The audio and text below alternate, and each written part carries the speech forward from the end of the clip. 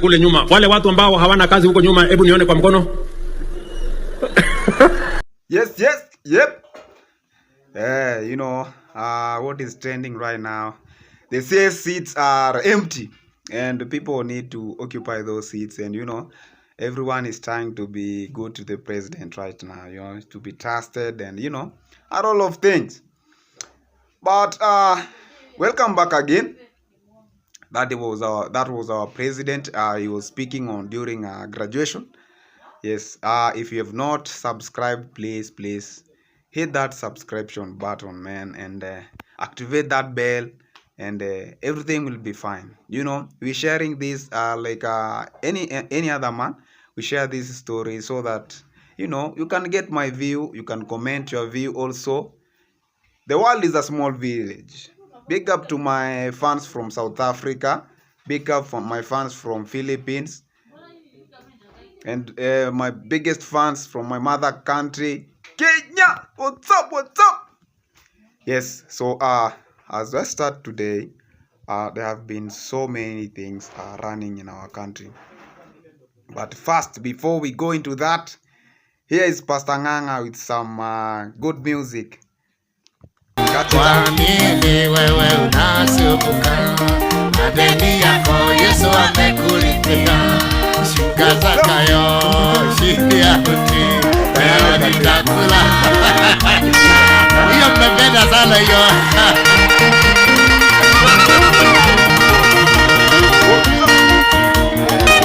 Yeah, that's an entertainment from Pastor Njenga. Yes, he's the most funny man in our country. And he's very, I don't know, I find him sometimes to be very funny because he's very straight. And he can just tell you if, you know, if something is bad, he talks, we unafanya Njenga, you know, he's a great man. So, there have been so many activities going in Kenya. For example, one of the activity is the Nisbos. This Nisbos, anajiita Nasruddin Haji, the intelligence, he failed in the intelligence, and now they are trying to, you know, look for vijanas and, you know, wekelea the problems. Now these guys are really failing the government. Now it has now gone to the DCI boss, this man known as Mohamed Amin. And they have the same character. These two men have the same character. When both of them were given the seat to be the bosses, we saw Haji, when Haji was given the National Intelligence Service, which is NIS, when he was given to be the boss, he transferred all the senior men from that department.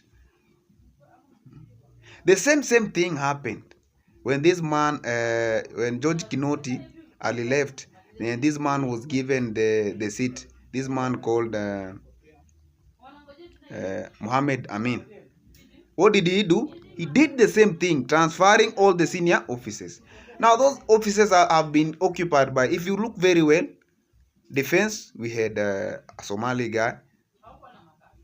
NIS, we had another Somali guy, and also the DCI. So that means there is something automatically wrong somewhere. You cannot tell us I'm not being tribalistic, but I want to speak facts. You cannot tell us one tribe holding all the security officers, the big officers in security. That can never happen. So they need to look also at how when awarding these seats, how are we going to balance so that watu wasikie kama they are being left out. Because I know that's what people will come and tell me so many things, but that's what I believe is going down, and it's happening in our country right now. So today there was this man who was brought to the public, and they started saying, you know, this is the man who was butchering these 42 women. And I looked at that man and bro, that man, no, that can never happen. And sometimes I feel like our intelligence is really failing us. That man, I see that man like he's innocent. Look at, bro, hebu angalia hao madanguchi. Look at those madanguchi. We have this one. We have this one. We have this one. And this one. Now, tell me, bro, with your knowledge, you've been into the streets and you know how Kenya works, bro. This man cannot be in touch with this kind of language. This kind of bimbos, man. These are the bimbos, even they are being taken away to the Paris or Olympic show. They are being taken away with big people with big money. So, to me, what I would like to say is that is a false thing. You cannot come and tell Kenyans now, the DCI boss, we found how within these few days you found the culprit of 42 murder case of 42 women. That's something which is not adding up to me personally. That's something which is not adding up. So the DCI should come with a straight nani and tell us what is really going on the ground. That can never happen. That is something they are trying to formulate, something they are trying to form so that to keep our countrymen at rest, so that we might to nyamanzi. We've seen cultists. Those Nigerians used to come in Kenya and border the air and BNB.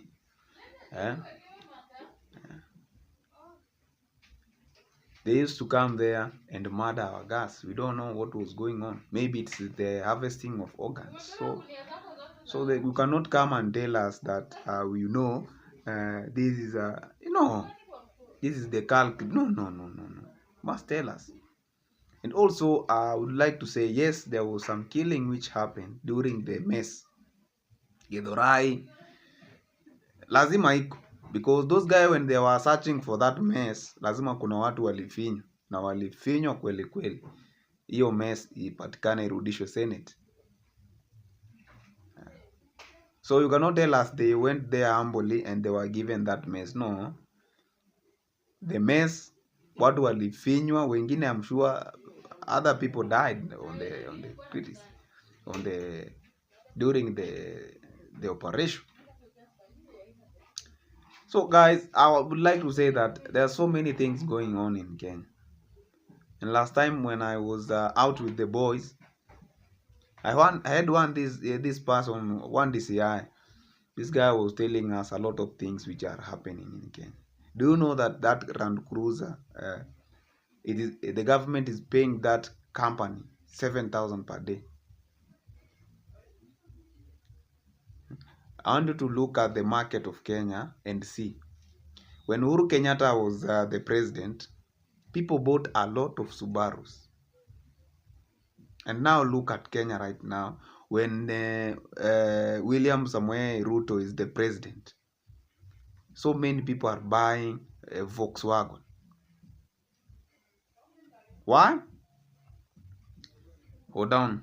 Check on my next video. I'll be talking in that in detail. So there are some businesses which are happening in Kenya. Now you see today the president came here and started saying, we know those people who are demonstrating, we know what they want, we know why they did that and that. Yeah, anasema ni watu wa Ford Foundation. Unajua Ford Foundation ni kampuni ya Ulaya. Now they are sending money to Kenyan Gen Z to demonstrate. That can be yes, that can be some facts. Some of the facts are in there, because if the business, everything about this war is all about business. If then the companies are not given some shares in the government, the government doesn't want to promote their businesses or their products, there must be something like that. So guys, things were like that, and we need ourselves to ask, like, what are we going to fight for? Like the Gen Z, are we going to just take people there? Some people are already paid And you know, those who will be shot down, they are not people who will be hao ni watu wenye wameenda tu na moshi. So it's you to ask yourself, are we going there because we really want the change? Because we had already made our points clear. One, we said the CSS must go home. Second, we said these guys who are in parliament, the nominated shit must go home. The second, we said we don't want to see anything like women rape. We already have so many women who are in the parliament today. It's not like the previous years when women were not educated. We have women who are very educated today. Hiyo ufala ya women rape toka ipotelee mbali. We had already said that the government should minimize the cost of traveling and getting transport and wherever, and renovation. So guys, we had a lot of things to say, and we will communicate them. But the question is, are we really still on our objective? Because the last time we talked to the president agreed and said we need to sit down and stay on and talk about this. We saw our many youths. I personally, I was on the platform. I was inside the platform, and we were listening to what the president was saying. We gave our deals. Now the president took an action, and all the CS they went home. We should give the president chance at least to act on the demands that we gave him during that day. He cannot do those demands within 3 days. Look at now, Jafet Kome is at home. He resigned. So that means he is working pole pole. So we should give the president time to act on the demands that we made during the X platform chat. So those guys who are still they want to occupy the streets. Yes, we know we are sending message, but I want to ask you something. Are you really sending that message from your heart, or you've been paid to do so? Shout out to all my viewers. I appreciate you so much. We will be coming to you daily. And what I would like you to do is leave your comment, man. Let me hear what you're thinking about. Let me hear what's your thoughts. Let me one day welcome you to my platform so that you can share with us the little knowledge that you have, or everything that you know about politics. Good time. Have the best day ahead. Thank you.